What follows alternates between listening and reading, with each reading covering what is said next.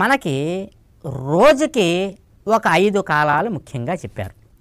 సూర్యోదయం నుంచి సూర్యాస్తమయం వరకు ఉన్నటువంటి సమయాన్ని 5 భాగాలు చేస్తే మొదటి కాలము ప్రాతకాలము అంటారు. అంటే సూర్యోదయం అయ్యింది అని గుర్తు అనమాట, అవుతూ ఉన్నటువంటి సమయం. దాని తర్వాత వచ్చేటటువంటి కాలాన్ని సంగమ కాలము అని చెప్తారు.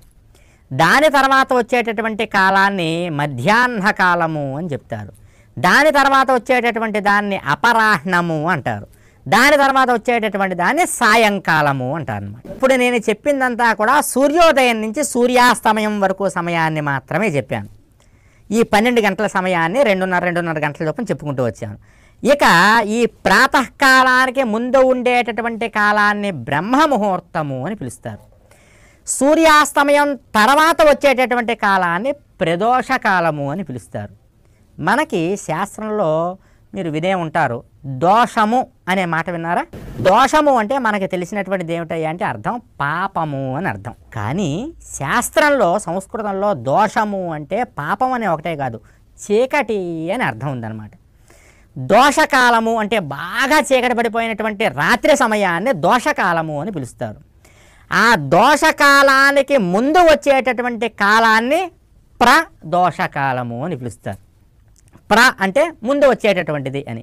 మనం ఇంగ్లీష్లో ప్రీ అంటాను చూసారా? ఆ ప్రీ అనేటువంటి కాలం సంస్కృతంలోకి వెళ్ళేటప్పటికి ప్ర అయిందనమాట.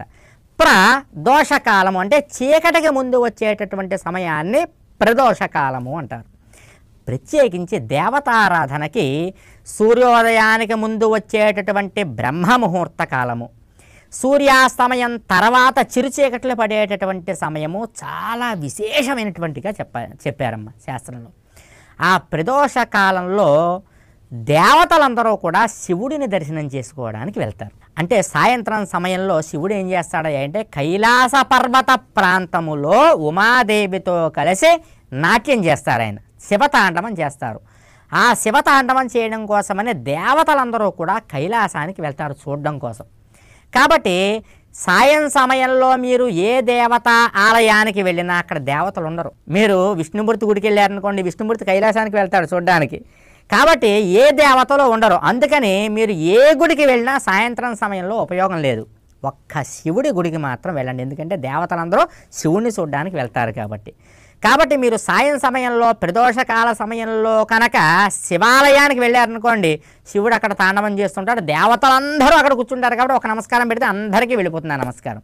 కాబట్టి శివుడికి తాను శివతాండవం చేసేటటువంటి ప్రదోషకాలం అంటే చాలా ఇష్టమైనటువంటి కాలం. ఈ ప్రదోష కాలానికి ముందు ఒక చిన్న కాలం ఒకటి వస్తుందన్నమాట. దాని పేరు గోధూళికా కాలము. అంటే మేత కోసమని చెప్పేసి అని మందలుగా బయలుదేరినటువంటి గోవులన్నీ కూడా సాయంత్రం పడిపోతుందని ఎవరో చెప్పినట్లుగా మరలా తమ యజమాని ఇంటికి వెళ్ళడం కోసం గుంపులుగా వెళుతూ ఉంటే, సూర్యుడు చక్కగా అస్తమిస్తూ ఉంటే, బంగారు వర్ణంలో ప్రకృతి అంతా ఉంటే సూర్యాస్తమయ సమయంలో ఈ గోవులు ఇంటికి వెళ్తూ ఉన్నప్పుడు వాటి యొక్క కాలి గిట్టల కింద రేగినటువంటి మట్టి సూర్యుడి యొక్క కాంతిని కప్పేసేటటువంటి కాలము గోధూళిక